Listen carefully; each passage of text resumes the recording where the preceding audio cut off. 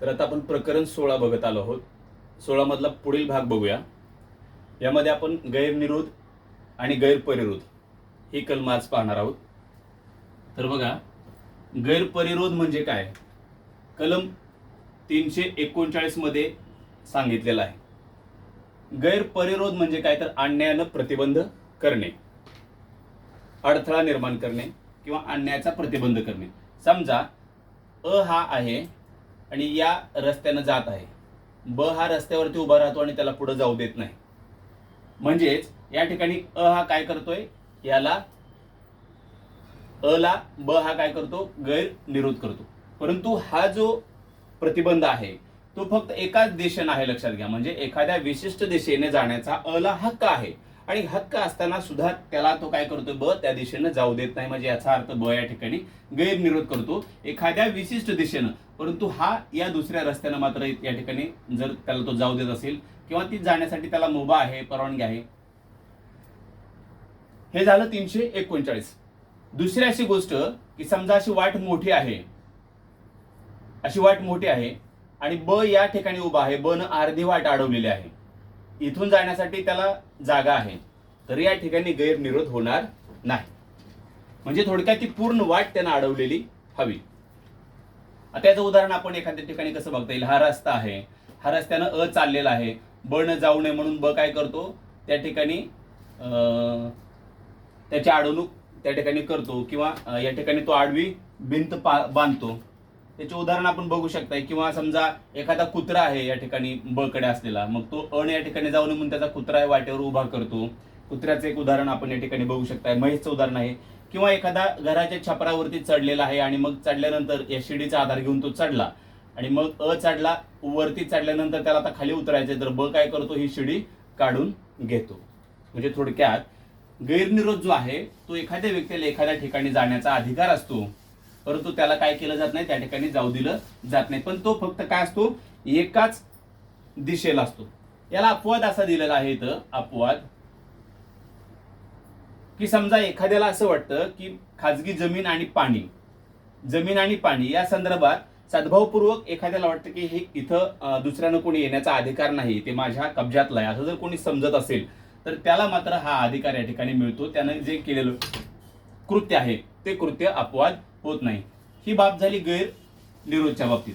आता बघा पुढचं बघूया, गैरपरिरोध. आता इथं काय होतं? एक विशिष्ट दिशा होती. समजा ही दिशा आहे, कुठली दिशा? दक्षिण दिशा आहे. पण गैरपरिरोध मध्ये याला चारही बाजूनं याला काय केला जातो? आणण्याचा प्रतिबंध केला जातो. समजा अ इथं आहे, एका बंदिस्त खोलीमध्ये ह्या दरवाज्यातून तो गेलेला आहे आणि तो आत गेल्यानंतर काय केलं जातं? बाहेरून त्याला कुलूप या ठिकाणी लावलं जातं. दुसरी अशी गोष्ट, एखाद्या गार्डन आहे, त्याला भिंतीचं काय केलं आहे? त्याला कंपाऊंड आहे, बाहेर येण्यासाठी कुठेही त्याला जागा नाही आणि ज्या मार्गावरून तो जाणार आहे बाहेर, या मार्गावरती कोणीतरी हत्यारबंद माणसं उभा करणं की जेणेकरून ह्याला बाहेर जाता आलं नाही पाहिजे. म्हणजे थोडक्यात काय आहे? इथं घेराव आहे. चारही बाजूनं त्याला काय केलेलं आहे? अन्यायानं प्रतिबंध केलेला आहे गैरपरिरोध मध्ये. आणि 339 मध्ये गैरनिरोध अन्यायानं प्रतिबंध केलेला आहे. याची व्याख्या आहे 339 मध्ये, हे दिलेलं आहे 340 मध्ये. आता याला शिक्षा 341 मध्ये दिलेली आहे. आपण आता शिक्षा बघूया. 1 महिन्यापर्यंतचा कारावास किंवा 500 रुपये दंड किंवा दोन्ही.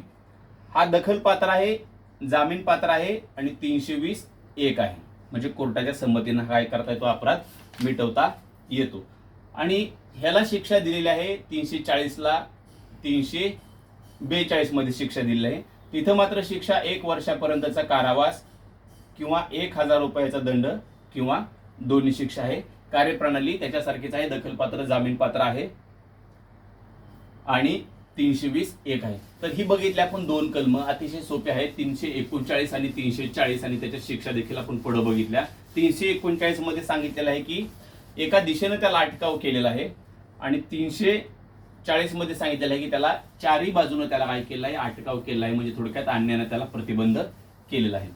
त्यानंतर 41-42 मध्ये दोन्हीच्या अनुक्रमे शिक्षा आहेत आणि 343 कलम असं सांगितलेलं आहे की 3 किंवा त्याहून अधिक काळ गैरपरिरोध गैरपरिरोध कुठं पाहिला आपण आता 340 मध्ये पाहिलं. हाच अपराध आहे, परंतु इथं सांगितलेलं आहे 343 मध्ये 3 दिवस किंवा त्यापेक्षा अधिक दिवस एखाद्या व्यक्तीला जर तुम्ही काय केलं असेल, गैरपरिरोध म्हणजे त्या ठिकाणी चारही बाजूने त्याला अटकाव केलेला असेल, चारही दिशेने त्याला घेराव घालून एखाद्या बंदिस्त ठिकाणी, एखाद्या उघड्या ठिकाणी, कुठेही असू द्या, त्याला जर त्या ठिकाणी त्याच्या बाबतीमध्ये गैरपरिरोध केला असेल आणि तो त्याचा कालावधी इथं किती दिलाय 3 दिवस किंवा त्याच्यापेक्षा जास्त, तर याला शिक्षा दिलेली आहे 2 वर्षापर्यंत किंवा दंड किंवा दोन्ही शिक्षा. दखलपात्र आहे, प्रथम वर्ग आहे, जामीन पात्र आहे, परंतु हा मात्र 320(2) प्रमाणे दिलेला आहे. तो कोर्टाच्या संमतीने काय करता येतो, या ठिकाणी मिटवता येतो.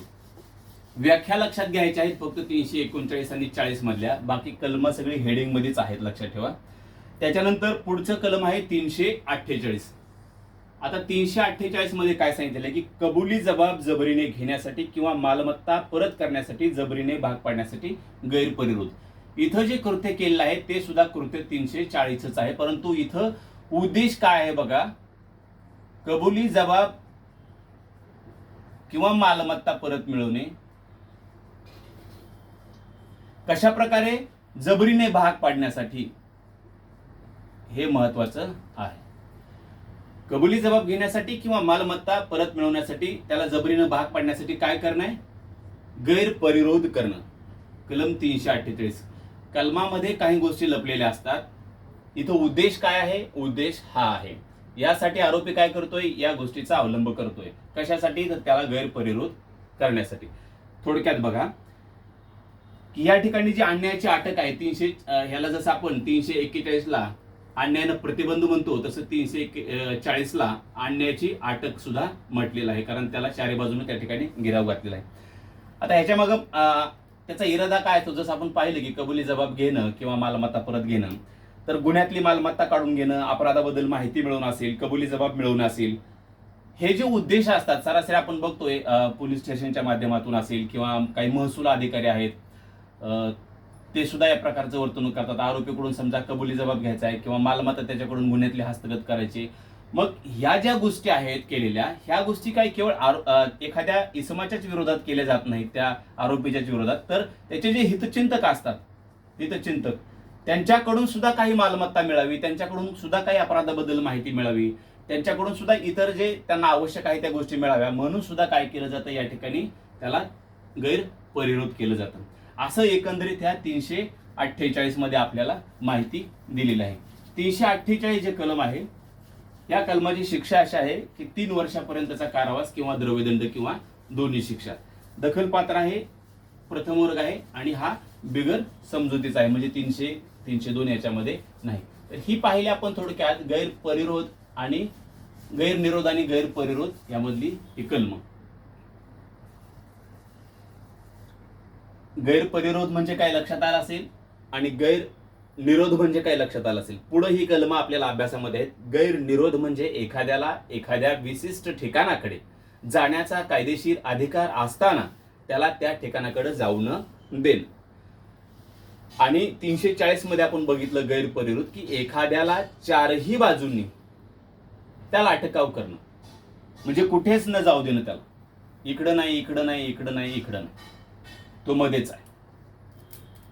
मग पुढं बाकीची इतर कर्म 3 दिवसापेक्षा जास्त दिवस, त्याला शिक्षा वगैरे. आता त्यानंतर आपण कलम बघणार आहोत 349.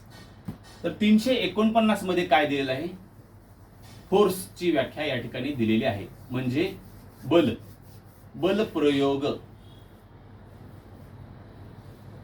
आता बलप्रयोग म्हणजे काय,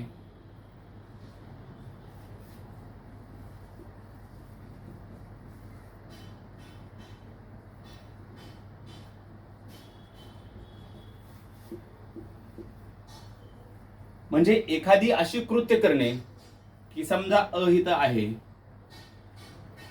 ह्याच्या बाबतीत स्वतः पदार्थाच्या माध्यमातून, प्राण्याच्या माध्यमातून 1, 2 आणि 3 म्हणजे बलप्रयोग 3 प्रकारे करता येतो, लक्षात घ्या. पण हिच्यामध्ये एक तर गती बदल झाली पाहिजे, गती निर्माण झाली पाहिजे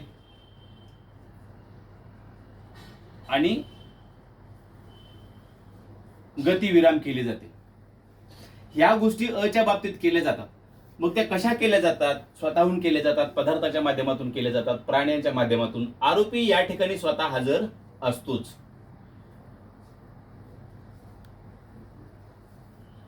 या दोन ठिकाणी आरोपी हजर असेल किंवा नसेल, परंतु जो हा घटक क्रमांक 1 आहे, म्हणजे बलप्रयोग कशा पद्धतीने केला जातो, 3 प्रकार इथं दिले आहेत, स्वतः, पदार्थ आणि प्राणी.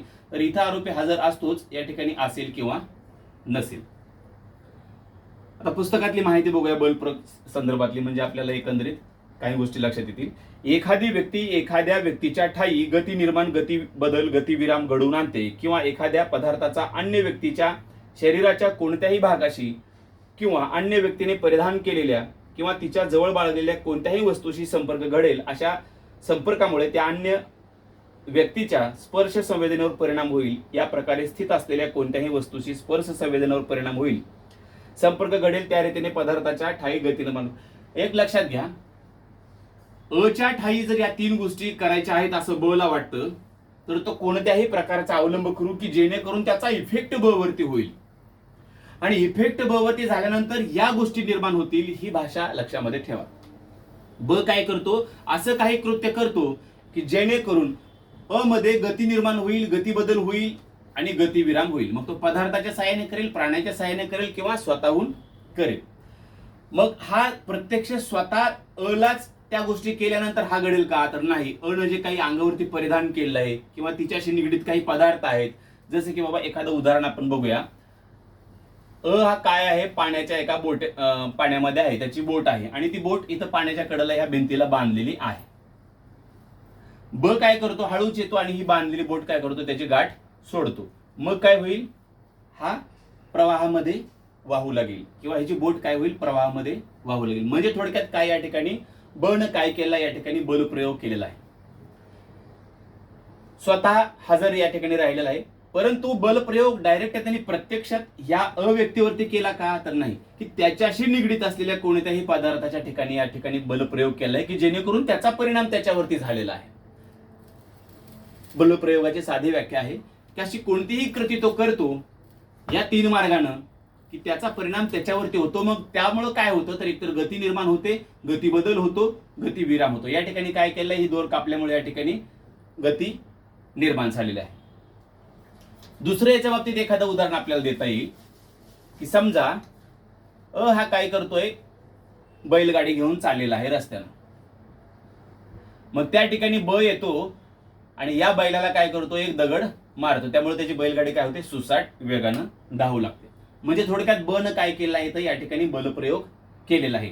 दगडाच्या साहाय्याने, म्हणजे मुद्दा क्रमांक 2, पदार्थाच्या साहाय्याने या ठिकाणी काय केलं आहे? त्यानं बलप्रयोग केलेला आहे. अशा प्रकारे ही बलप्रयोगाची व्याख्या आहे. बलप्रयोग कशाला म्हटलं जातं आणि तो किती पद्धतीने केला जातो, त्या ठिकाणी कुठं आरोपी हजर असतो, कुठं नसतो, या गोष्टी आपल्याला लक्षात ठेवायच्या. 349 नंतर 350 कलम काय की हा जो बलप्रयोग आहे, कोणता? 349 मधला. तर हा बलप्रयोग फौजदारी पात्र बलप्रयोग कधी होतो हे आपल्याला 350 मध्ये सांगितलेलं आहे.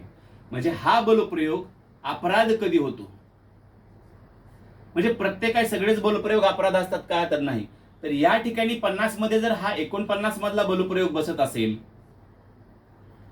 म्हणजे 49 मधली कोणती कृती 50 मध्ये आल्यानंतर ती बलप्रयोग अपराध होईल, हे आपल्याला या ठिकाणी 50 मध्ये काय करायचं आहे? बघायचं आहे. म्हणजे थोडक्यात या ठिकाणी आपल्याला आरोपीचा उद्देश बघणं गरजेचं आहे. कारण तो केलेला बलप्रयोग जो आहे तो कोणत्या उद्देशानं केलेला आहे? तर आता बघा, एखादी व्यक्ती एखाद्या व्यक्तीच्या बाबतीत तिच्या संमतीशिवाय, इथं तुम्हाला काय करावं लागेल? पुन्हा 90 कलम काय करावं लागेल? या ठिकाणी तुम्हाला आठवावं लागेल. आता तिच्या संमतीशिवाय काय? उद्देशपूर्वक बलप्रयोग करते आणि हा बलप्रयोग जो आहे अपराध करण्याच्या कारणासाठी असेल,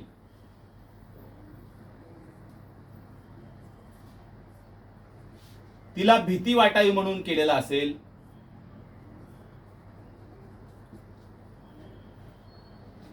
तिला नुकसान पोचावं,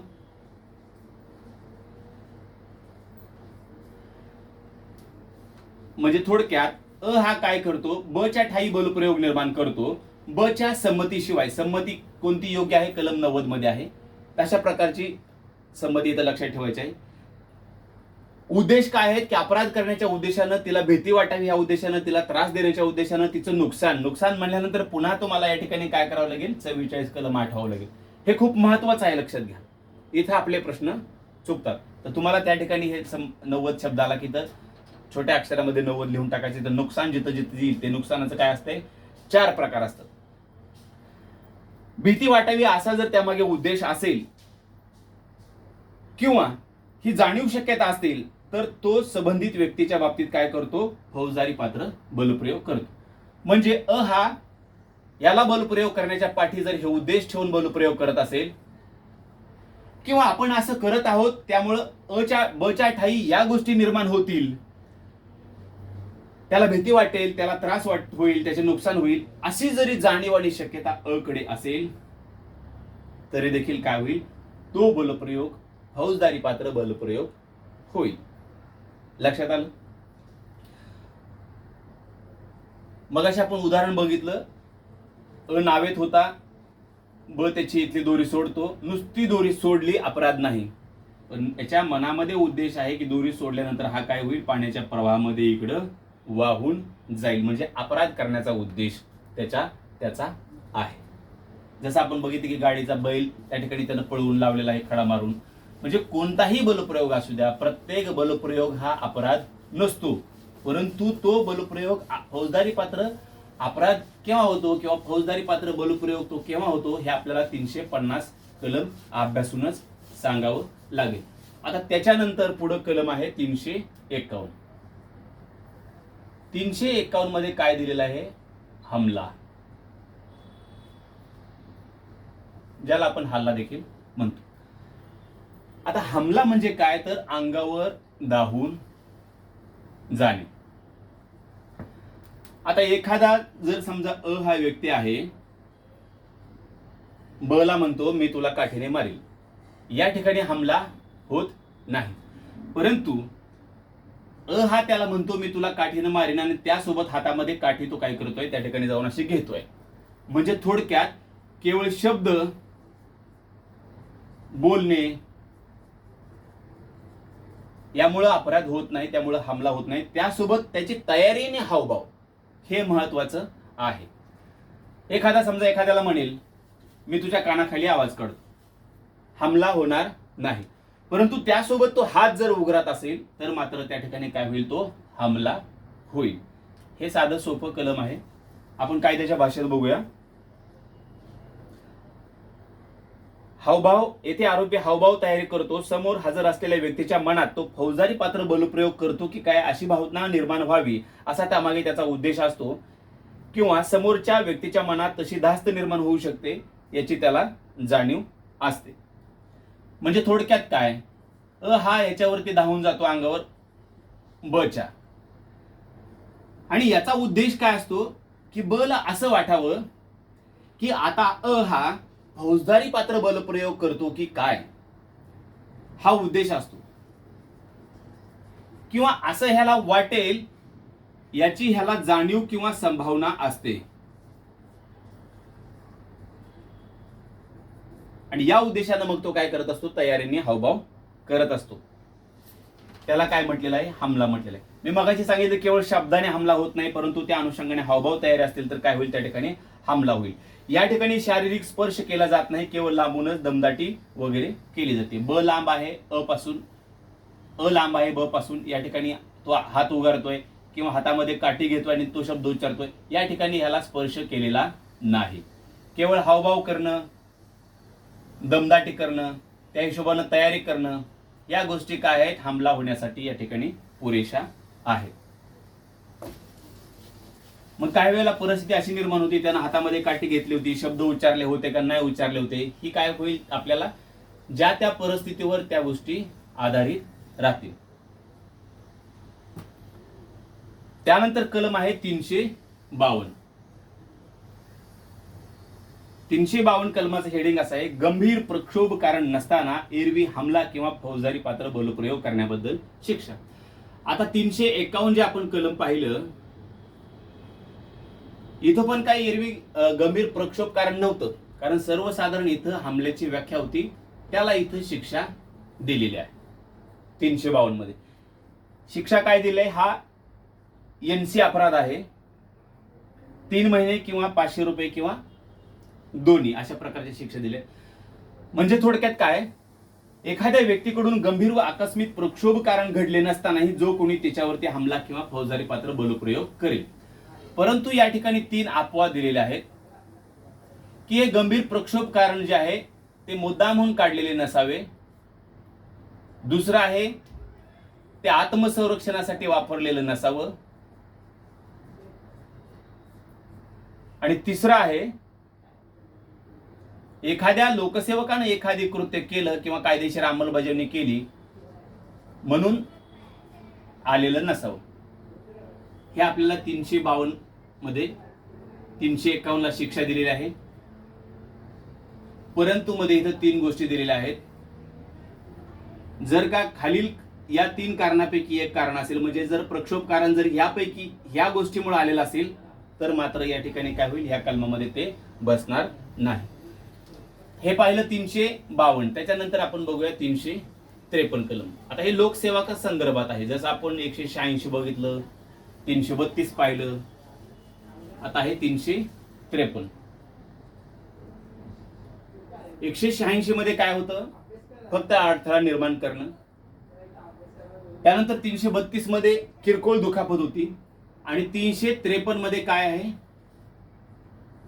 हमला आहे. परंतु हमला का आहे लक्षात घ्या, लोकसेवकाला त्याचे कर्तव्य पार पाडण्यापासून धाकाने परावृत्त करण्यासाठी.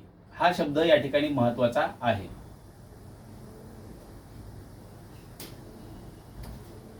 धाकाने परावृत्त कशापासून?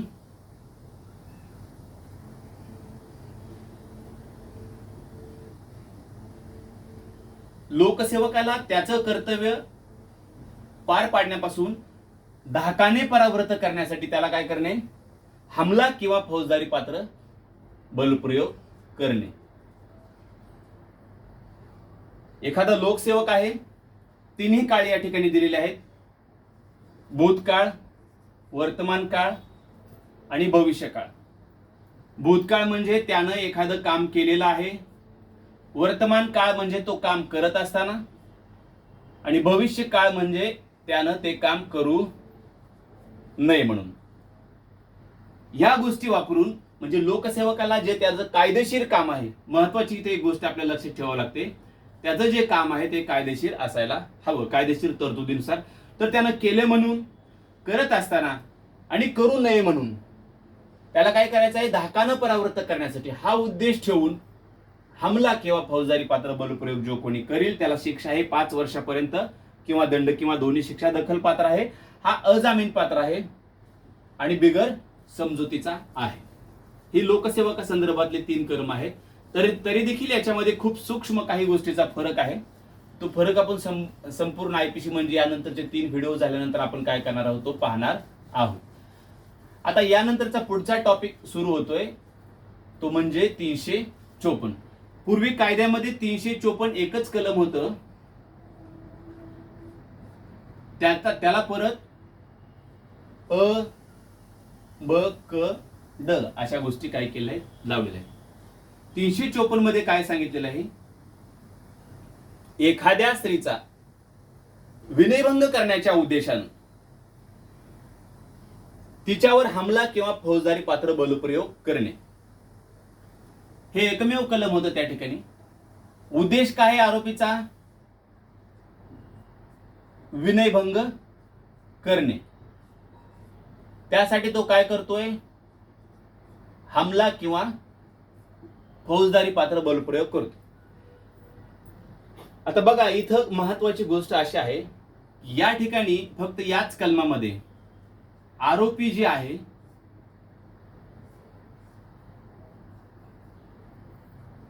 पुरुष आणि स्त्री सुद्धा होऊ शकते. जर 354 अ, ब, क, ड मध्ये जर स्त्री आरोपी असेल म्हणजे पुरुषासोबत, तर तिला फक्त आपण काय करतो 354च या ठिकाणी लावतो. बाकी अन्य ठिकाणी एबीसीडी मध्ये फक्त पुरुष अपराधी असतो. या ठिकाणी आरोपी स्त्री असू शकते, पुरुष असू शकतो. जो कोणी शब्दप्रयोग या ठिकाणी म्हणून त्यांनी वापरलेला आहे. जो कोणी काय करतो एखाद्या स्त्रीचा विनयभंग करण्याच्या उद्देशानं. आता हे सगळं काय आहे परिस्थितीवर अवलंबून आहे. तुम्ही एखाद्या महिलेकडे समजा ही एक्स नावाची महिला आहे आणि ब नावाची व्यक्ती तिच्याकडे पाहते आहे असं हिचं म्हणणं आहे.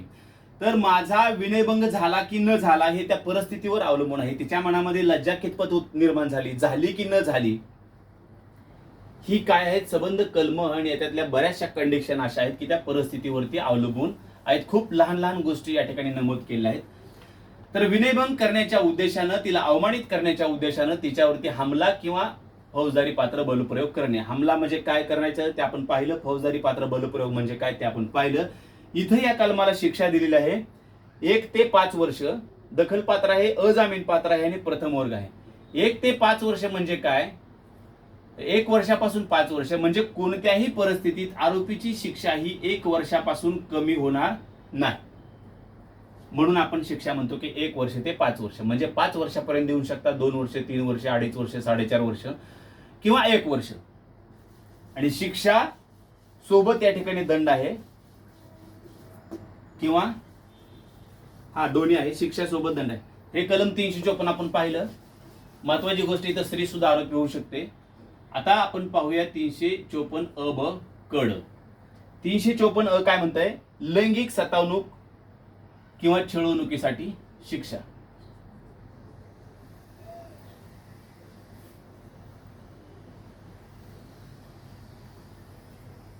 आता लैंगिक छळवणूक कशाला म्हणता येईल ते पोटकलम या ठिकाणी 1 मध्ये दिलेलं आहे आणि पोटकलम 2 आणि पोटकलम 3 मध्ये शिक्षा दिलेल्या आहेत. पोटकलम 1 मध्ये 1, 2, 3, 4 मुद्दे दिलेले आहेत. तर मुद्दे आपण बारकाईने बघूया. एखाद्या पुरुषानं खालीलपैकी कृती केल्यास ती या कलमानुसार दोषी ठरेल. अ मध्ये सांगितलेलं आहे की शरीर स्पर्श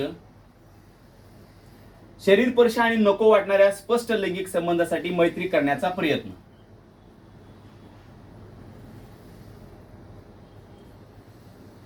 दोन मध्ये असं सांगितलेलं आहे की लैंगिक संबंधाची मागणी किंवा विनंती.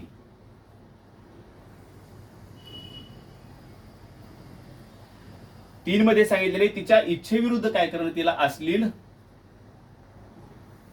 साहित्य दाखवणे. महत्वाचा शब्द आहे या ठिकाणी इच्छा. आणि मुद्दा क्रमांक 4 मध्ये म्हणलेला आहे अश्लील बोलणं किंवा अश्लील शेरे.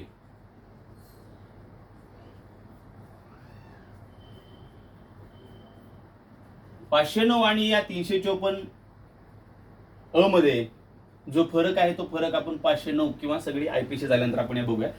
तर आता ही जी दिलेली आहेत 1, 2, 3, 4 ह्या गोष्टी कटाक्षाने तुम्हाला पाठच करायच्या आहेत, कारण ह्यामधलं ह्यात येऊ नये, ह्यामधलं ह्यात येऊ नये. सोपा आहे. अश्लील बोलणं वगैरे, अश्लील साहित्य वगैरे, लैंगिक संबंधाची मागणी विनंती आणि शरीर स्पर्श किंवा नको वाटत असणाऱ्या मैत्रीचा वगैरे त्या ठिकाणी काय करतोय तो प्रयत्न करतो.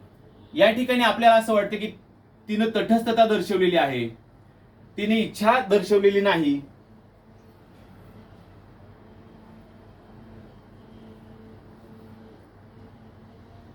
मौन आहे. मग ह्या मौन म्हणजे नकार.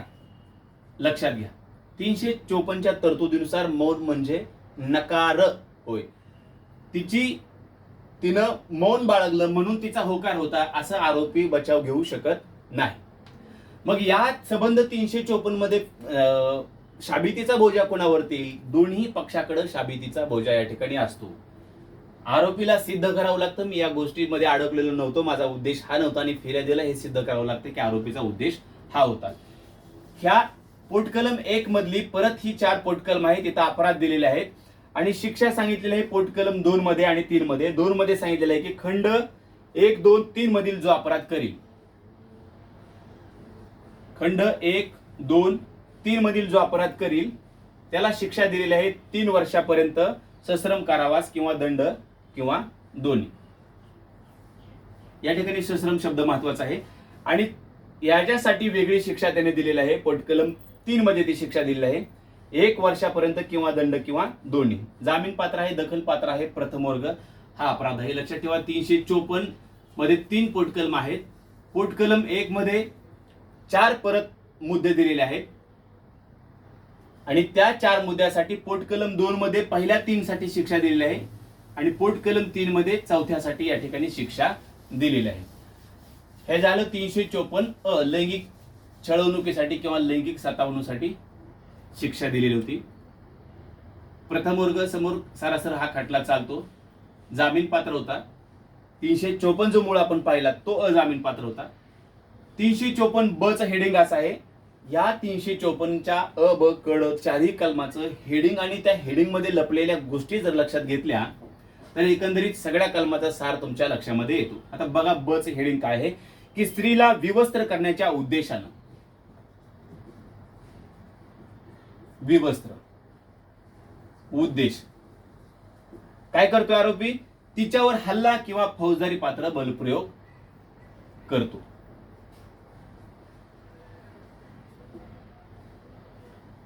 बघा, जो कोणी पुरुष स्त्रीला नग्न करण्याच्या किंवा तिला नग्न होण्यास भाग पाडण्याच्या उद्देशानं तिच्यावरती हल्ला करील, नग्न करण्याची सक्ती करील किंवा त्या उद्देशानं फौजदारी पात्र बलप्रयोग करील, तसेच अशा प्रकारची कृती करण्यास प्रवृत्त करील किंवा सहाय्य करील.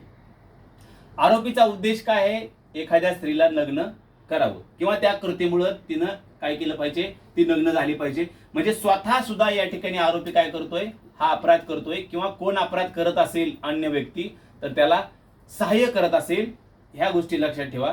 स्वतः तिला नग्न करण्याच्या उद्देशाने या गोष्टी करतो किंवा अन्य कुणी करत असेल तर तो सहाय्य करतो किंवा अशा काही गोष्टी करतो की तिला तसं होण्यासाठी तो काय करतोय, प्रवृत्त करतो. लक्षात आलं, उद्देश हा आहे. या 3 गोष्टी लक्षात ठेवा. तिला नग्न करण्याच्या उद्देशानं तो या गोष्टी करतो, अन्य कोणी करत असेल त्याला सहकार्य करतो किंवा तिला प्रवृत्त करतो. यामागे उद्देश आहे तिला काय करणं, विवस्त्र करणं. शिक्षा आहे 3 ते 7 वर्ष, म्हणजे किमान 3 वर्ष, 7 वर्षापर्यंत शिक्षा होऊ शकते. अजामीन पात्र आहे आणि हा दखलपात्र अपराध आहे. प्रत्येक ठिकाणी जो कोणी पुरुष आलेला आहे लक्षात ठेवा. म्हणजे या ठिकाणी स्त्री नाही आली तर ती काय करायची आहे, त्या ठिकाणी तिला घ्यायचं आहे. अ ब क. आता 354 क बघा, स्त्रीच्या अवयवाकडे बघून नैसर्गिक कृती करताना लैंगिक समाधान मिळवणे.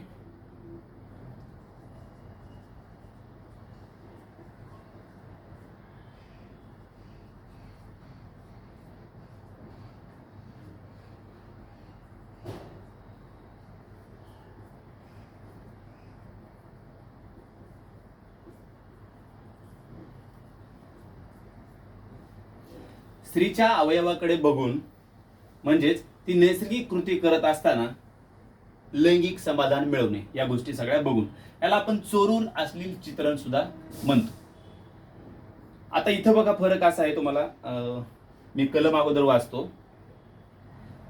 एखादी स्त्री ज्या परिस्थितीमध्ये खाजगी कृत्य करताना तिला एखादा दुष्कृत्य करणारा किंवा त्याच्या वतीने कोणी सर्वसामान्य पाहू शकणार नाही अशा तिच्या अपेक्षित ठिकाणी ती काय करते, एकांतवासामध्ये कृत्य करत असेल. जो पुरुष तिला पाहिल्याचा प्रचार करील, चित्रण करील, असे चित्रण करण्यास प्रसार करील. म्हणजे थोडक्यात काय की एखादी कृती अशी आहे की जी कृती सर्वसामान्य परिस्थितीमध्ये सर्वसामान्य ठिकाणी केली जात नाही, त्या कृती एकांतवासामध्ये केल्या जातात. शौचालय असेल, आंघोळ असेल किंवा तिच्या काही लैंगिक कृती असतील किंवा जननेंद्रियाशी काही निगडीत कृती असतील, अशा कृती करत असताना किंवा ती अशा एकांतवासात आहे की तिला असं वाटतं की या कृती करत असताना मला कुणी पाहणं अपेक्षित नाही.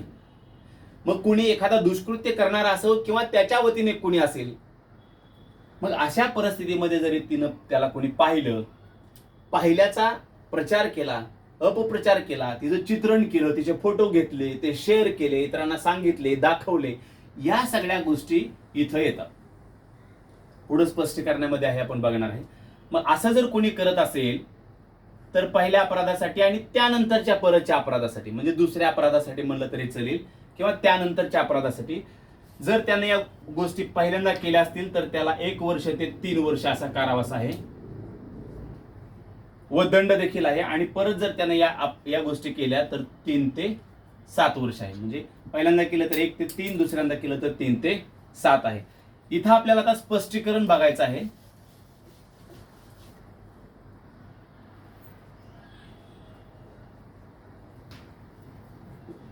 स्पष्टीकरणामध्ये दोन गोष्टी या ठिकाणी दिलेल्या आहेत. खाजगी कृती. खाजगी कृती म्हणजे नेमकं काय? ठीक आहे, मगाशी मी तुम्हाला सांगितलं की तिला अपेक्षित नसतं, तिच्या अंगावरती कपडे नसतात, अशा परिस्थितीमध्ये ते असेल, किंवा ज्या कृती सार्वजनिक ठिकाणी माणूस सहसा करत नाही, तिला अपेक्षित नसतं त्या ठिकाणी की मला ह्या गोष्टी करताना कोणी पाहावं वगैरे, तिच्या जननेंद्रियाशी निगडीत काही कृती असतील, किंवा तिने कपडे घातलेले नसतील, किंवा फक्त आंतरवस्त्र घातलेले असतील, अशा अवस्थेमधल्या कृती ह्या सगळ्या तुम्ही ते व्यवस्थित वाचून घ्या. त्याच्यामध्ये दिलं आहे, त्याला काय म्हणायचं? खाजगी कृती म्हणायचं. दुसरं स्पष्टीकरण असं आहे की समजा त्या व्यक्तीनं किंवा त्या पीडित स्त्रीनं एखाद्याला तिची छबी घेण्यासाठी किंवा तिचं व्हिडिओ काढण्यासाठी परवानगी दिलेली आहे. समजा एखादी अंतवस्त्र घालून तिचे फोटो वगैरे काढत आहे, तिचा कोणी पे असेल, असिस्टंट असेल, किंवा तिथे कामावर ठेवलेला माणूस असेल, किंवा अन्य कोणी असेल, तिनं संमती दिलेली आहे काढण्यासाठी, पण ते पुढे शेअर करण्यासाठी, तिचा प्रचार करण्यासाठी, त्याचा प्रसार करण्यासाठी, ती प्रभा करण्यासाठी, या गोष्टी करण्यासाठी तिनं काय केलंय? संमती दिलेली नाही. तर असं जरी केलं तरी काय होईल? त्यानं 300 क नुसार अपराध केला असं म्हटलं जाईल. लक्षात ठेवा. हा अपराध कसा आहे? दखल पात्र आहे, जामीन पात्र आहे, कोणत्याही दंडाधिकाऱ्यासमोर तो चालतो. त्यानंतर 354 ड आहे. आता 354 ड मध्ये 2 पोटकलमे दिलेले आहेत, 1 आणि 2. दुसऱ्या पोटकलमामध्ये शिक्षा आहेत आणि पहिल्या पोटकलमामध्ये 2 गोष्टी या ठिकाणी सांगितलेल्या आहेत.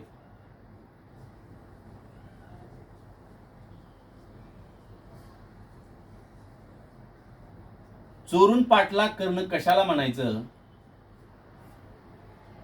ते 354 ड च्या घटक 1 आणि घटक 2 मध्ये सांगितलेलं आहे. पोटकलम 1 च्या घटक 1 आणि घटक 2 मध्ये सांगितलेलं आहे. हे घटक झाल्यानंतर इथं परंतुक आहे, आणि परंतुक मध्ये पुन्हा 3 मुद्दे आहेत, 1, 2, 3. हे कलमाचं स्ट्रक्चर अगोदर आपल्या लक्षातच राहिलं पाहिजे, तर आपल्याला यातले मुद्दे लक्षात येतात. 354 ड चोरून पाठलाग करणे, याच्यामध्ये मुख्य पोटकलम 2 आहेत. 2 मध्ये शिक्षा दिलेल्या आहेत. शिक्षा 2 प्रकारच्या आहेत, पहिला अपराध त्यानंतरचा अपराध. पोटकलम 1 मध्ये 2 घटक दिलेले आहेत, जे 2 घटक या कलमाच्या हेडिंगची व्याख्या सांगतात की चोरून पाठलाग करणं कशाला म्हणतात. आणि या पोटकलम मध्ये परंतुक दिलेलं आहे.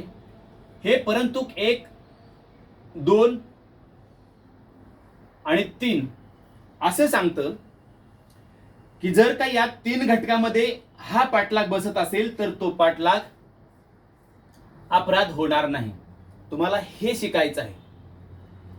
पुस्तक तर तुमच्या समोर पण आहे, माझ्या समोर पण आहे, पण आपल्याला ह्या गोष्टी लक्षात ठेवणं गरजेचं आहे.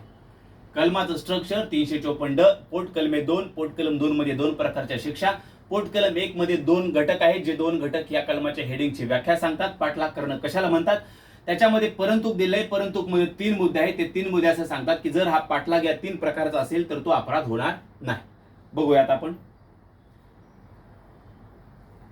एखाद्या स्त्रीचा तिने तटस्थता दर्शवली आहे, तिने मौन बाळगले आहे, तिने स्वारस्य दाखवलं नाही, तरी देखील काय करतोय? आरोपी तिचा पाठलाग करतो.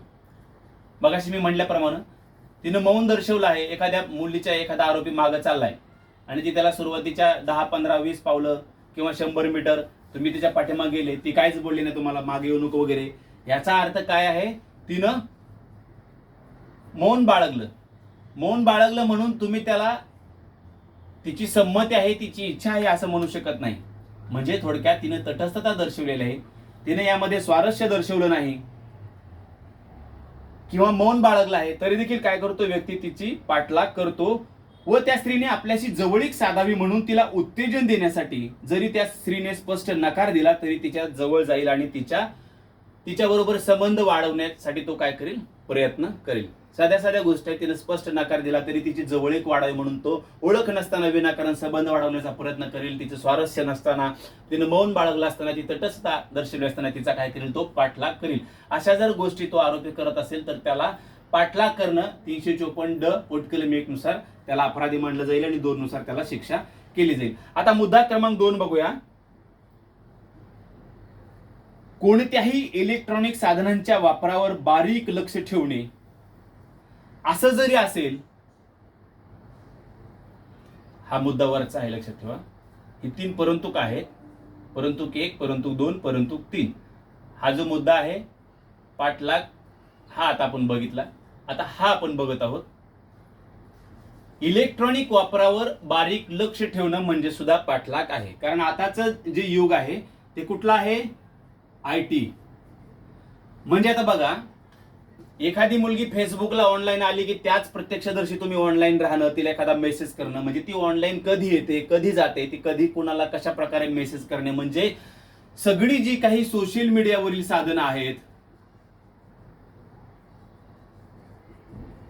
कुठली असतील, इंस्टाग्राम असेल, स्नॅपचॅट असेल, व्हॉट्सअप असेल, फेसबुक असेल, वगैरे वगैरे, या साधनांच्या तिच्या वापरावर बारीक लक्ष ठेवणं, तिचा वारंवार डीपी पाहणं, सेव्ह करणं, डीपी छान आहे म्हणणं, ह्या ज्या काही सगळ्या एकंदरीत गोष्टी आहेत त्या सुद्धा पाठलाग करणे या घटकामध्ये मोडल्या जातील, असं 354 पोटकलम 1 मधील घटक दुसरा सांगत आहे. म्हणजे तुम्ही आता थोडक्यात ह्या 2 गोष्टी पोटकलम 1 मधल्या पाहिल्या. पोटकलम 1 पूर्ण झालेलं नाही. चोरून पाठलाग करणं कशाला म्हणतात ते पाहिलं. आता परंतुक बघा, ही जी सुरुवातीची 2 परंतुक आहेत ही लोकसेवकासाठी आहेत. सर्वसाधारण म्हणतो मी, लोकसेवकासाठीच आहेत असं नाही, सर्वसाधारण. आणि तिसरं जे आहे ते सर्वसामान्यासाठी. परंतुक अशा आहेत की एखादा गुन्हा रोखण्यासाठी व तपासणीसाठी असा पाठलाग होता ज्याने पाठलाग केला होता किंवा पाठलाग केल्याचा आरोप त्या व्यक्तीवर आहे, त्याच्यावर शासनाने तो गुन्हा रोखण्याची आणि तशा कामाची जबाबदारी दिली होती.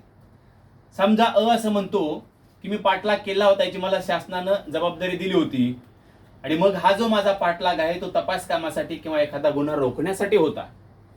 म्हणजे कसं, समजा क नावाची स्त्री आहे आणि अशी माहिती भेटली की क नावाची स्त्री काय करते, ती एका शाळेवरती शिक्षिका म्हणून कामाला आहे आणि शाळा सुटल्यानंतर तिच्या बॅगमध्ये गांजा असतो आणि ती काय करते, चालत चालत अमुक टपरीपाशी जाऊन ती गांजा विकते, अशी तुम्हाला माहिती मिळाली आहे लोकसेवकाला. आणि मग ही क नावाची स्त्री पुढे जात असताना तिचा पाठलाग ड नावाचा लोकसेवक करतो. मग परंतु 1 नुसार तो काय होईल, अपराध असणार नाही. लक्षात आलं. जर का त्याच्यावरती जबाबदारी दिली शासनानं, कोणती जबाबदारी दिली, गुन्ह्याचा तपास करण्यासाठी किंवा एखादा अपराध रोखण्याची. दुसरा मुद्दा असा आहे की असा पाठलाग हा कायद्यानुसार होता किंवा परिस्थितीनुसार होता किंवा कायद्यानं सोपवलेल्या आवश्यकतेनुसार होता, असं जर त्यावेळी त्या लोकसेवकानं सिद्ध केलं. म्हणजे दुसरं उदाहरण आहे, समजा ब वरती आरोप आहे. ब वरती आरोप असा आहे की अमुक या दिवशी तू क या महिलेच्या पाठी गेला नदीवरती. मग त्यानं असा बचाव घेतला की मी या क महिलेच्या पाठीमागे जाण्याचं कारण असं होतं कारण इथं 4 मुलांचा घोळका होता, यांचं पूर्वनियोजन होतं हिची नदीवरची छेड काढण्यासाठी. हा प्रकार होऊ नये, मी हिच्या पाठीमागे जात आहे हे यांनी बघावं आणि ह्या गोष्टी लक्षात येण्यासाठी हिला थोडक्यात वाचवण्याच्या दृष्टिकोनातून मी हा बचाव म्हणजे हा प्रकार केला होता. म्हणजे हा जो पाठलाग आहे तो कसा होता, कायद्याला धरून होता, त्या परिस्थितीमध्ये वागणे तसे योग्य होते, असा त्यानं काय केलंय, त्या ठिकाणी बचाव घेतलेला आहे. हे झालं 2 सर्वसाधारण लोकसेवकासाठी. तिसरा मुद्दा असा आहे की विशिष्ट परिस्थितीमध्ये तसे वागणे योग्य होते, सामान्य लोकांसाठी आहे. म्हणजे या सगळं कसं असेल, हे सगळं परिस्थितीवर असेल.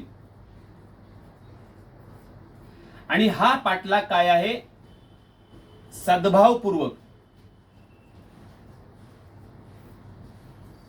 एखादी घटना अशी झालेली आहे की त्या घटनेमध्ये त्या महिलेचा पाठलाग एखाद्या व्यक्तीने केला आहे आणि तो सांगतो की त्या परिस्थितीमध्ये मला तसं करणं भागच होतं, तेव्हा माझं ते वागणं योग्य होतं, मग काय होईल, तो अपराध ठरणार नाही. लक्षात आलं. 354 कलम. 354 मध्ये 2 पोटकलम होती. 1 मध्ये 2 घटक त्याची व्याख्या सांगत होते, 3 खाली परंतुक होते. पोटकलम 2 मध्ये शिक्षा दिलेल्या आहेत.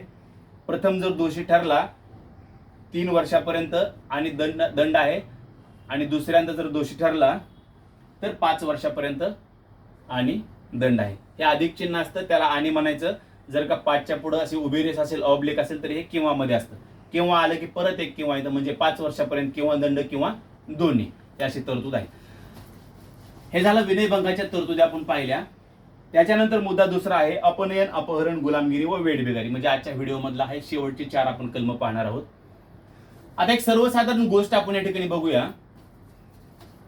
अपनयन हा जो शब्द आपण ऐकला, अपनयन म्हणजे काय?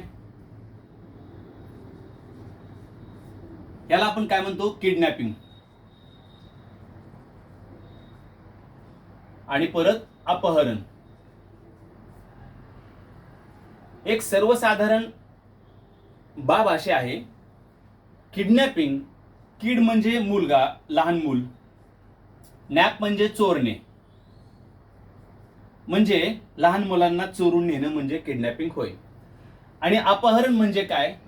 तर पळवून नेणं.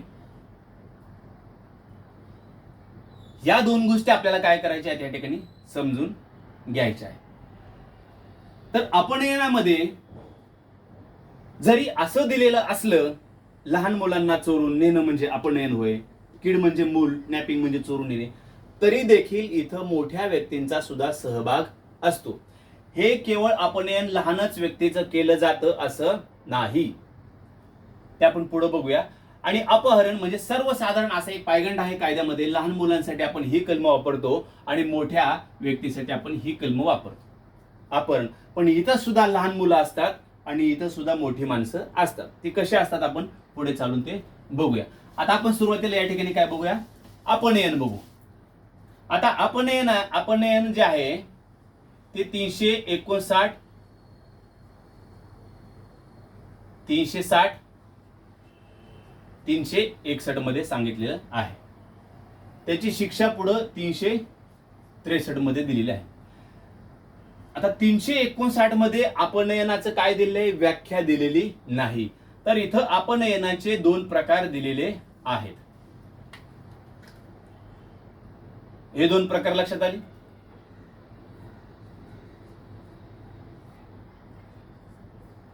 हे असं लिहूया म्हणजे लक्षात येईल. आता बघा, 360 म्हणजे काय? भारताबाहेर अपनयन.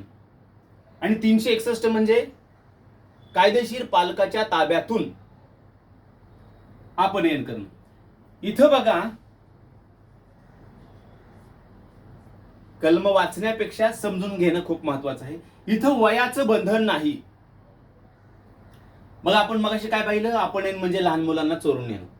तसं आहे काही तर नाही. आरोपी या ठिकाणी काय करतो? कोणत्याही व्यक्तीस तिच्या संमतीशिवाय, तिच्या म्हणतं लक्षात ठेवा, जर का तिची संमती घ्यायची असेल तर ती व्यक्ती सज्ञान असेल, सज्ञान आहे याचा अर्थ ती मोठी आहे, किंवा तिच्या वतीने संमती जो देतो त्याच्या संमतीशिवाय.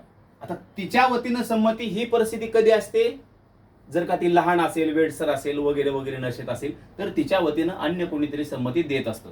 पण तिची संमती ह्याचा अर्थ तो संमती देण्यासाठी लायक आहे, म्हणजे तो मॅच्युअर आहे, प्रौढ आहे.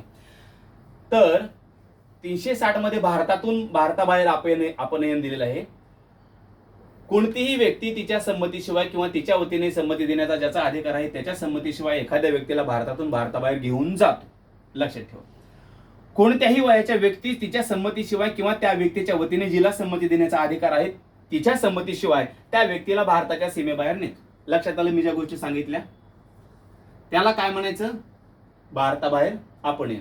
मुद्दा खोडून काढला वयाचा. इथं वयाचं काय देणं घेणं नाही, म्हणजे मोठ्या सुद्धा व्यक्ती इथे येतात. इथं 2 घटक सांगितले, तिची संमती किंवा तिच्या वतीनं संमती, म्हणजे मोठी व्यक्ती, लहानपणी व्यक्ती. हे झालं 360. अपनयनाची व्याख्या इथं नाही, लक्षात घ्या. 59 मध्ये अपनयनाचे 2 प्रकार दिले, ते 60 आणि 61 मध्ये आहेत. आता बघा 61 बघूया. आता ते 61 मध्ये काय दिलेलं आहे? अज्ञान नावाचा शब्द दिलेला आहे. इथं अज्ञान मुलगा आणि मुलगी. मुलगी अज्ञान कधी म्हणायचं? जर ती 18 वर्ष वयाखालील असेल तर ती अज्ञान आहे. मुलगा अज्ञान कधी म्हणायचं? जर तो वय 16 पेक्षा कमी आहे तर त्याला काय म्हणायचंय? अज्ञान इथं म्हणायचंय. मग अशा कायदेशीर रखवालीतून अपनयन करणे याची व्याख्या या कलमात दिली की कायदेशीर पालकाच्या ताब्यातून अज्ञान मुला मुली व कोणत्याही वयाच्या मनोविकल व्यक्ती. अज्ञान कोणाला म्हणायचं हे लक्षात ठेवायच्यावरती प्रश्न असतो. म्हणजे इथं 3 घटक आहेत ह्या 61 मध्ये. कुठलं? हा एक घटक, हा एक घटक आणि मनोविकल हा एक घटक. ह्याला वयाचं बंधन आहे का? नाही. ह्याला आहे, याला आहे, मुलाला आहे, मुलीला आहे, याला नाही. कायदेशीर पालकाच्या ताब्यातून. लेगल नाही, लॉफुल. लिगल म्हणजे आई वडील. आई वडील लिगल मध्ये येतात. लॉफुल कायदेशीर ताबा. त्याच्यामध्ये अनेक लोक येतात. आई वडील सोडून दुसरी लोक पण त्याच्यामध्ये येतात. म्हणून त्या ठिकाणी कायदेशीर पालकांचा वापरला आहे. यांच्या संमतीशिवाय काय करतो? इथं मात्र संमतीचा प्रश्न आहे. इथं पण आहे. ह्यांच्या संमतीला देणं घेणंच नाही. ह्यांच्या वतीनं अपहरण जे आहे, आता ह्या अपनयनमध्ये संमतीचा प्रश्न आहे. अपहरण मध्ये संमती असली काय आणि नसली काय? अपहरण आहे. मुद्दे काही ठराविक पुढे सांगतो. जेव्हा अपनयनामध्ये फौजदारी बलप्रयोगाचा वापर केला जातो तेव्हा ते अपनयन राहत नाही. मग ते लहान मुलाचा असो या 16 वर्षाचं किंवा कोणाचा असो, फौजदारी पात्र बलप्रयोग त्याच्यामध्ये घुसला की ते अपनयन न राहता अपहरण होतं. लक्षात घ्या. ठीक आहे, आपण पुढे चालून बघू. हे क्लिअर झालं. हे 3 घटक आहेत. संमतीशिवाय अपनयन करतो किंवा त्याला भोरळ पाडून घेऊन जातो. वयाचं सांगितलं, कुणाला अज्ञान म्हणायचं. काही वेळेला बघा, भोरळ पाडणे म्हणजे काय? ठीक आहे, ह्यानं संमती दिली, पण संमतीचा प्रश्न आहे का इथं? कारण हे अज्ञान आहे. आरोपी काय करतात? चल, तुला एखाद्या चित्रपटामध्ये मी काम बघतो, तुला कुठेतरी मॉडेल म्हणून लावतो वगैरे वगैरे, अशा काय करतात? तिला थापा मारून तिला भोरळ घालतात किंवा त्याला बोरळ घालतात. बोरळ घालणे म्हणजे तिथे त्याला गोड बोलून थापा मारणे, कुठल्या तरी एका गोष्टीची तिला मोहिनी टाकणे वगैरे, ह्या गोष्टी त्याच्यामध्ये येतात. आता स्पष्टीकरणामध्ये एक गोष्ट इथं दिलेली आहे, 2 गोष्टी दिलेत की कायदेशीर पालक कोणाला म्हणायचे. मी आता सांगितलं की केवळ आईवडील नाही, जिच्याकडे अशा अज्ञान व्यक्तीची किंवा अन्य व्यक्तीची देखभाल किंवा ताबा आहे अशी प्रत्येक व्यक्ती म्हणजे कायदेशीर ताबा असलेली व्यक्ती होय, म्हणजे कायदेशीर पालक होय. अपवाद इथे एखाद दिले की एखादा समजा अ नावाचा व्यक्ती आहे आणि या पालकाचा आपण अनावरस पिता आहोत असं जर समजतो, सद्भावपूर्वक, अनावरस म्हणजे वारस नसलेल्या पद्धतीचा, दत्तक घेतलेला किंवा अन्य बाबींशी निगडीत आपण तिचाच पिता आहोत असं जर तो सद्भावपूर्वक समजत असेल, परंतु त्याचा हेतू वाईट नसावा, तर काय होईल? तो या कलमानं अपराध होणार नाही. म्हणजे थोडक्यात त्याची ती नैतिक जबाबदारी असावी, अनैतिक त्याचा हेतू नसावा. काय म्हणलेलं आहे? पण यामागे जर अनैतिक किंवा बेकायदेशीर उद्योग असेल तर मात्र अपराध होईल. आली लक्षात ही 3 कलम. याला शिक्षा कुठे दिलेली आहे? 363 मध्ये अपनयनाला शिक्षा दिली 7 वर्षापर्यंत व दंड, दखलपात्र, जामीनपात्र, प्रथम वर्ग. आता बघा 362 अपहरण. अपनयनामध्ये फौजदारी पात्र बलप्रयोग झाला की काय होतं? अपहरण होतं, पळवून नेणं. आता ह्याची व्याख्या बघा. कोणत्याही वयाच्या व्यक्तीस, मी सांगितलं आलं तिथं,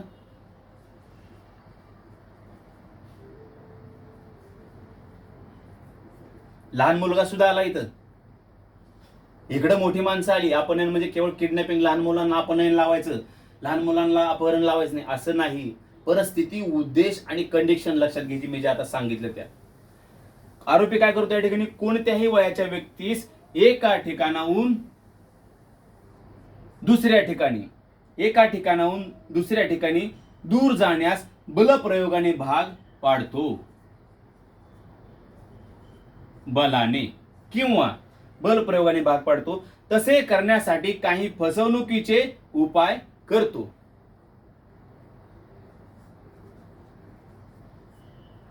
बघा, आरोपी काय करतो? एखाद्या व्यक्तीला ह्या ठिकाणाहून ह्या ठिकाणी जाण्यासाठी एकतर तो बलाचा वापर करतो किंवा तसं करण्यासाठी काही तो काय करतो? फसवणुकीचा उपाय करतो. त्यावेळेला काय केलं त्या आरोपीनं? अपहरण केलं. कुणाला? कोणत्याही वयाच्या व्यक्तीला. लक्षात आलं? कोणत्याही वयाच्या व्यक्तीला आरोपी काय करतो? एका ठिकाणाहून दुसऱ्या ठिकाणी दूर जाण्यास भाग पाडण्यास बलप्रयोगाचा वापर करून किंवा अन्य फसवणुकीचे उपाय करून तिला काय करतो, त्या ठिकाणी घेऊन जातो किंवा प्रवृत्त करतो. त्याला म्हणायचं पळवून नेणं किंवा अपहरण. इथे एक गोष्ट लक्षात घ्या, या ठिकाणी आरोपी हा घटनास्थळी हजर असेलच असं नाही. समजा अ हा आरोपी आहे, ब ही मुलगी आहे, तो तिला फोन करतो, सांगतो तू तुझ्या घराच्या खाली उतर, तुला ह्या ठिकाणी मी असा जॉब बघितलेला आहे.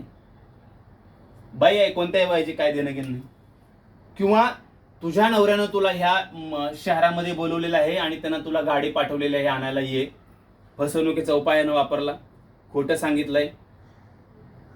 मग काय करते, ब ही जी महिला आहे, अच्या फोननुसार फोन केला, आरोपी आहे का इथं घटनास्थळी? नाही. फोन केला, ही घरातून खाली उतरली, हिथं आलेली गाडी लावलेली आहे, या गाडीत बसली, अपराध पूर्ण झाला. आता याला शिक्षा काय? जसा उद्देश असेल तशा शिक्षा पुढे दिलेल्या आहेत. 62, 63, 64, 65, 66, 67, जोपर्यंत ही अपहरणाची कलम आहे तोपर्यंत. लक्षात आलं? अपहरण काय आणि अपनयन काय? अपनयन कुणाचं होतं, अपहरण कुणाचं होतं, वय कुठं लागतं, किती लागतं, कुणासाठी किती, या तरतुदी तुमच्या लक्षात आल्या असतील असं मला वाटतं. मी आता फळा काय करतो, बदलतो. माझी लहान मुलगी आली काल गावावरून, तिने सगळं काळं करून टाकलं. मी दुसरं आणतो उद्या फळा नवीन. ठीक आहे. पुढचं कलम बघा, 363 अ.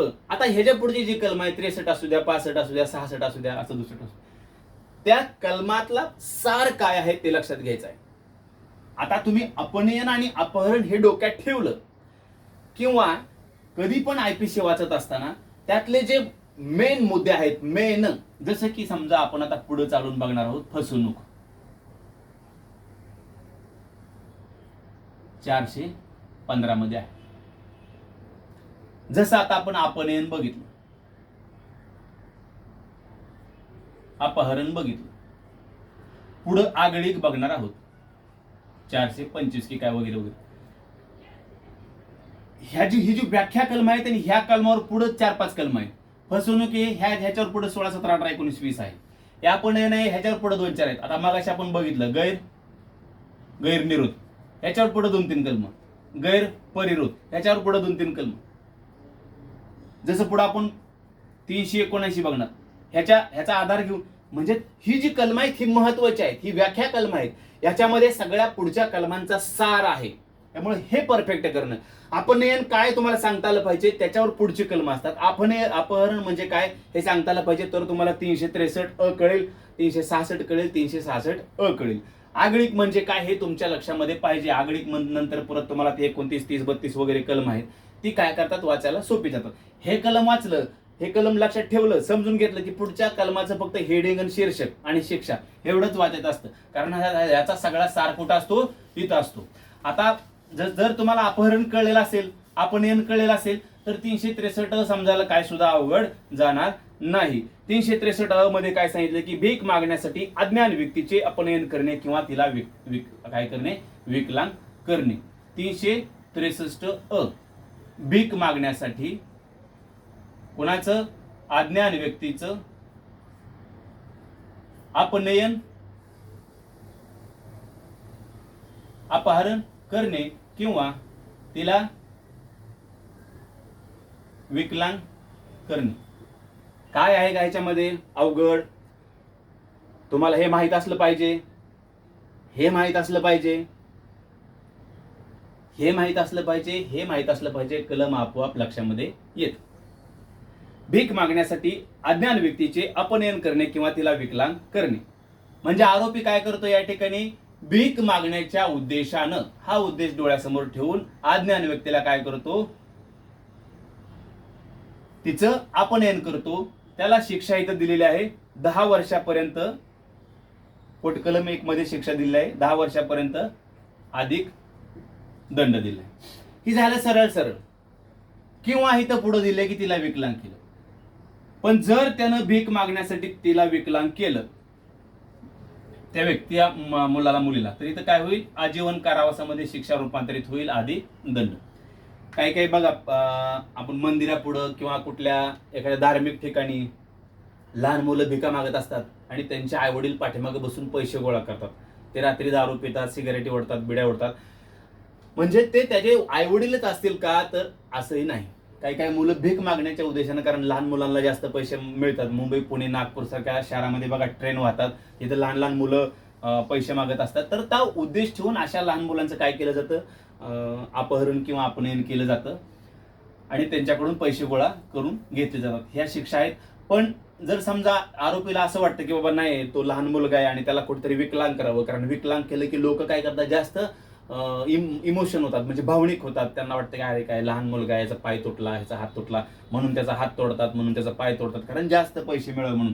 असं जर कोण करत असेल किंवा भीक मागण्याच्या उद्देशानं लहान मुलाचं अपहरण करायचं वगैरे आणि परत त्याला विकलांग करायचं, तर त्याला काय केलंय, तर शिक्षा जास्त दिल्या, आजीवन आणि दंड देखील या ठिकाणी दिलेला आहेत. अशा गोष्टी खूप म्हणजे खूप ठिकाणी ह्या गोष्टी झालेल्या आहेत.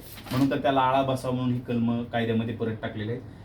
आपण काय बघितलं, पोटकलम 1 मध्ये त्याचा सार बघितला, 2 मध्ये शिक्षा बघितल्या आपण. पोटकलम 1 मध्ये पहिली शिक्षा होती, पोटकलम 2 मध्ये दुसरी शिक्षा होती. आता 3 मध्ये काय सांगितलं की शाबिती सांगितलेलं आहे. म्हणजे जोपर्यंत आरोपी सिद्ध करत नाही की तो लहान मुलांना का घेऊन गेला, तोपर्यंत त्याला असंच धरेल शासन किंवा कोर्ट की त्यानं भीक मागण्याच्या उद्देशानंच त्या मुलाला काय करून घेऊन गेला. म्हणजे शाबितीचा बोजा जो आहे तो या ठिकाणी आरोपीवर आहे, असं 3 मध्ये सांगितले. आणि पोटकलम 4 म्हणजे पोटकलम इथे किती आहेत, 4 आहेत. 1 मध्ये त्याचा सार सांगितला आणि पहिली शिक्षा, 2 मध्ये दुसरी शिक्षा, 3 मध्ये त्याचा शाबितीचा बोजा दिलेला आहे आणि 4 मध्ये काय केलेलं आहे, भीक मागणे ह्याचे प्रकार केले आहेत. अ मध्ये सांगितलं भीक मागणे म्हणजे स्वरूप स्पष्ट केलं आहे त्याचा, अधिक त्याचं परत 1 2 3 4 आणि खाली परत ब दिलेलं आहे. ब मध्ये दिलेलं आहे अज्ञान व्यक्ती कोणाला म्हणायचं. हे आपण पाहिलं 359 मध्ये 2 प्रकार पाहिले, 360 मध्ये, 351 मध्ये पाहिलं अज्ञान व्यक्ती कुणा, 361 मध्ये पाहिलं. तीच व्याख्या इथं घ्यायची, त्यामुळे ब काय पुन्हा बघायची गरज नाही. तर आता 4चं अ मध्ये भीक मागणं कशाला म्हणतात, 4 मुद्दे दिले, सरळ सरळ साधे आहेत. जर का समजा नाचणे, गाणे, भविष्य करामध्ये खेळ करून, पुस्तक विक्री, देह विक्री वगैरे वगैरे ह्यासाठी काय करणे, सार्वजनिक ठिकाणी भिकेची याचना करणे. दुसरा घटक सांगितले की कुणाच्या तरी भीक मागण्याच्या उद्देशानं घरामध्ये प्रवेश करून सुद्धा मुलं भीक मागतात, किंवा एखाद्या व्यक्तीचं किंवा प्राण्याचं तिचं एखादा आजार असेल किंवा जखम असेल तर ते उघडं करून त्याच्या नावानं पैसे मागणं वगैरे, किंवा भीक भावना मिळवण्यासाठी प्रदर्शनीय वस्तू म्हणून अज्ञानी व्यक्तीचा वापर करणे. हे छोटे छोटे 4 मुद्दे आहेत, लक्षात ठेवा. फक्त भीक खालीलपैकी कोणता घटक भीक मागण्या या घटकामध्ये येणार नाही, अयोग्य योग्य. त्याच्यामुळे ते 4 मुद्दे लक्षात ठेवायचे, त्याचा क्रम लक्षात नाही ठेवला तरी चालेल. हे बघितलं आपण 363 अ. पोटकलम 4 होती. पोटकलम 1 मध्ये त्याचा सार सांगितला होता की जर त्याच्या उद्देशानं त्यानं असं केलं तर त्यानं काय केलं म्हणलं जाईल, भीक मागण्याच्या उद्देशानं लहान मुलाला पळवलं असं ग्राह्य धरलं जाईल. पोटकलम 1 मध्ये शिक्षा होती 10 वर्षापर्यंत. पोटकलम 2 मध्ये दिली 30 शिक्षा, पुढे आजन्म कारावासापर्यंत झाली. पोटकलम 3 मध्ये त्याला साबित करावं लागेल. पोटकलम 4 मध्ये 2 मुद्दे होते, भीक मागणे कशाला म्हणायचे त्याचे 4 मुद्दे होते. ब मध्ये सांगितलेलं होतं अज्ञान व्यक्ती, त्याचे 361 मधलं 16, मुलगी असेल तर मुलगा असेल तर 18, त्याच्या खाली दोघांनाही अज्ञान असं म्हटलं जातं. पुढचं कलम आपण बघूया 366. कलमाच्या हेडिंग बघा, मी काय सांगितलं, जो एखादा टॉपिक असतो, टॉपिक असतात इथं दुखापतीविषयी, मग आपण काय लक्षात ठेवायचं, गंभीर साधी कशाला म्हणतात ते मेन आहे. जसं चोरी, जबरी चोरी, साधी चोरी. आगळीकची व्याख्या लक्षात ठेवा. फसवणूकचं जे कलम आहे ते लक्षात ठेवा. बनावटीकरण तसंच इथं खेळ आहे. अपहरण लक्षात ठेवा. पुढचे कलम हेडिंगवरच आहेत सगळी, 2च कलम राहिलेत आपल्याला या मुद्द्यातली. 366 बघा, विवाह इत्यादीची सक्ती करण्यासाठी स्त्रीचे अपनयन किंवा अपहरण करणे किंवा तिला प्रलोभित करणं. या ठिकाणी आरोपी काय करतोय, सक्ती कशाची आहे, विवाह इत्यादींची सक्ती. 2 मुद्दे इथे दिलेले आहेत सक्तीच्या मागची कारण बघूया. कोणत्याही स्त्रीचे अपनयन किंवा अपहरण करतो आरोपी, किंवा तिला त्यासाठी प्रवृत्त करतो. बघा, अपनयन करतो, अपहरण करतो, प्रवृत्त करतो. उद्देश काय आहे, तिचा कुणासोबत तरी बेकायदेशीर विवाह लावावा किंवा बेकायदेशीर तिचा संभोग घडून आणावा या उद्देशानं, किंवा ती अशा प्रकारच्या संकटामध्ये सापडेल याची जाणीव असताना, तशी शक्यता असेल, म्हणजे ह्या 2 प्रकारच्या उद्देशाला ती बळी पडेल, या संकटामध्ये ती सापडेल अशी गोष्ट असताना ह्या गोष्टी काय करतो तो आरोपी करत असतो. ऐका, या ठिकाणी कोणत्याही स्त्रीचे अपहरण आरोपी करतो किंवा तिला प्रवृत्त करतो, त्यामागे उद्देश स्त्रीचा त्याचा असा असतो की तिच्या इच्छेविरुद्ध कोणत्याही व्यक्तीशी सक्तीने विवाह, बरोबर आहे, सक्तीने विवाह किंवा बेकायदेशीर संभोग करण्याचा असतो, किंवा तशी होण्याची शक्यता असल्याची जाणीव त्याला असते. तिच्याशी सक्तीने संभोग व्हावा किंवा विवाह करण्यास तिला तशी फूस लावण्यात येईल अशी आरोपीला काय असते, जाणीव असते. अपहरण करतो किंवा तिला प्रवृत्त करतो किंवा प्रलोभित करतो. उद्देश हे दोन आहेत. ह्या उद्देशापोटी किंवा ह्या उद्देशाला ती बळी पडू शकते, हे असं तिच्या बाबतीत होऊ शकतं, याची जाणीव आहे. या गोष्टीसाठी तो काय करतो, तिला 366 नुसार या गोष्टी करतो. पुढे बघा, याला शिक्षा आहे 10 वर्ष व द्रव्यदंड. इथं काही मुद्दे दिले आहेत बघा. त्याचप्रमाणे सत्तेचा गैरवापर घेऊन किंवा धाकधपटशा दाखवून किंवा अन्य सक्तीचे मार्ग वापरून जो कोणी एखाद्या स्त्रीला दुसऱ्या व्यक्तीशी बेकायदेशीर संभोग करण्याची, तिच्यावर जबरदस्ती करता यावी, तिला फूस लावता यावी, या उद्देशानं अशी जाणीव असताना तिला एका ठिकाणून दूर जाण्यास प्रवृत्त करील तरी देखील अपराध. दखल पात्र आहे, अजामीन पात्र आहे, सेशन कमिट बिगर समजुतीचा आहे. म्हणजे काय होतं बघा, कधी कधी एखाद्या कार्यालयामध्ये, कुठलंही कार्यालय असेल, म्हणजे खातं असेल, डॉक्टरचं खातं, पोलीस खातं, महसूल खातं, वरिष्ठ काय करतात, त्यांच्या हाताखाली जर समजा एखादी महिला असेल, तिला सुट्ट्या देण्यासाठी किंवा तिच्यावर सक्ती करता यावी म्हणून किंवा तिला फूस लावतोय म्हणून रात्रीच्या वेळी वगैरे तिला बोलवतात, बाहेर ये तू, ह्या ठिकाणी आपण भेटू वगैरे. म्हणजे बरेचसे प्रकार घडतात. त्याच्या मागे उद्देश काय असतात लक्षात ठेवा, हे दोन, स्वतः करावं किंवा कुणासोबत तरी करावं, सक्तीने विवाह कोणासोबत तरी लावा किंवा ह्या गोष्टी कराव्या, संकटात सापडाव्याची जाणीव असते. मग या ठिकाणी काय केलंय, त्याचा सत्तेचा गैरवापर केला त्या आरोपीनं किंवा जबरदस्ती केली, सक्ती केली, असे अपराध घडतात.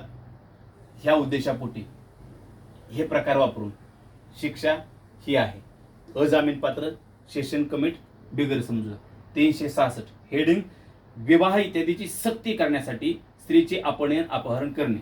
विवाह इत्यादीची सक्ती 366. एवढं जरी लक्षात ठेवलं तरी खाली लक्षात येते. हे मुद्दे असे लिहून काढायचे. मेजर शिकवताना लिहून काढताना टॉपिक फक्त 3. पहिल्यांदा टॉपिक हे 3 करा. ह्याच्या पुढं काय आहे, प्रकार अवलंबतो, हे 2 लिहा, उद्देश आणि खाली शिक्षा. झालं 5च ओळीचं कलम, 5च शब्दाचं. ज्यानं बनवलं असेल त्यांनी बनवा, नसेल बनवलं मी तुम्हाला मध्यंतरी टाकलेल्या आहे शॉर्ट नोट्स.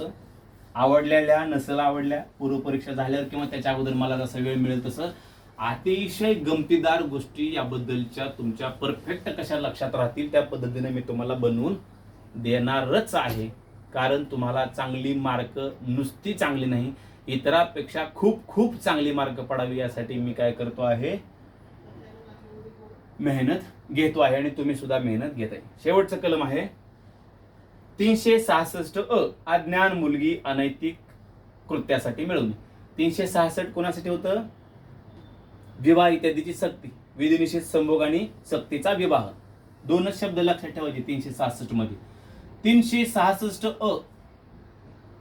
अज्ञान मुलगी अनैतिक कृत्यासाठी मिळवणे.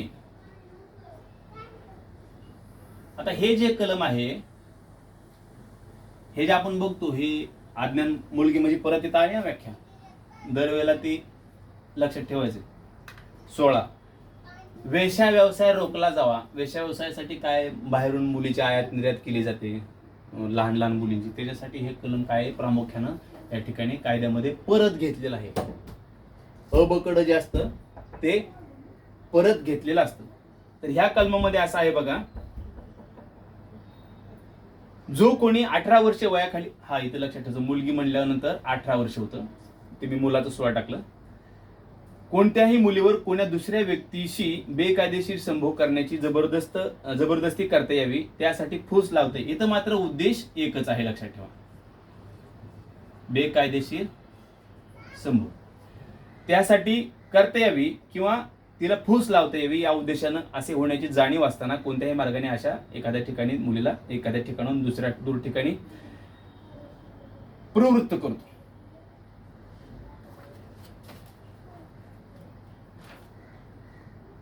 एखाद्या 18 वर्ष वयाखालील अज्ञान मुलीवर कोणा दुसऱ्या व्यक्तीशी बेकायदेशीर संभोग करण्याची जबरदस्ती करता यावी किंवा त्याकरिता तिला फूस लावता यावी या उद्देशानं किंवा असे होण्याची जाणीव असताना कोणत्याही मार्गाने अशा मुलीला एखाद्या ठिकाणाहून दूर जाण्यास किंवा कोणतीही कृती करण्यास प्रवृत्त करीत त्याला 10 वर्षापर्यंतचा दंड आहे, शिक्षा आहे आणि द्रव्यदंड आहे. उद्देश दिलाय व्यवसाय आयात निर्यात बंद करणे. आता फूस लावणे म्हणजे काय, तर तिला आकर्षित करणे, भुरळ घालणे, मोहिनी टाकणे वगैरे वगैरे. दखलपात्र आहे, अजमीन पात्र आहे, सेशन कमिट आहे. शिकवणे वाचून सांगण्याची गरज नाही, कारण ऑलरेडी जे मी वाचलेलं आहे ते मी बनवलेलं वाचलं आहे, हे काही पुस्तकामध्ये नाही. लक्षात आलं. इथं वयवर्ष 18 आहे, व्यवसाय बंद व्हावा आणि बोल्ट फूस लावणे म्हणजे काय, आकर्षित करणे, भुरळ घालणे वगैरे वगैरे. तर आता आपण इथं थांबूया. मला वाटतं हे साधारणतः 8 भाग झाले असतील. ह्या नोट्स तुमच्याकडे आहेत, ह्या तुम्ही वाचत आहेत. ह्याच्यामध्ये बघा मी आणखी मुद्दे ॲड करत आलेलो आहे. जसं जसं मी अभ्यास करत राहील, व्हिडिओ, ऑडिओ, बाहेर प्रशासन, वर्तमानपत्र, मासिकं, पोलीस केस, पोलीस स्टेशनच्या MPIची पुस्तकं किंवा अन्य काही गोष्टी तुम्ही माहिती जमा करतो आहे, याच्यावरती लिहितो आहे, जेणेकरून तुमचा एकही कुठलाही मार्ग जाऊ नये. कारण कसं असतं, परीक्षेमध्ये जर समजा IPSCला 30 प्रश्न आले, 30 दोन्ही 60 मार्क, ह्यातले 27 प्रश्न पुस्तकात ॲक्च्युली आहे तशी उत्तर असतात, पण 3 प्रश्न हे तुमच्या बुद्धिगुणांक तपासतात, ते पुस्तकात नसतात. त्याच्यासाठी तुम्हाला प्रॉपर कायद्याचं नॉलेज असणं गरजेचं आहे. तर ठीक आहे, बघूया आपण पुढच्या भागामध्ये.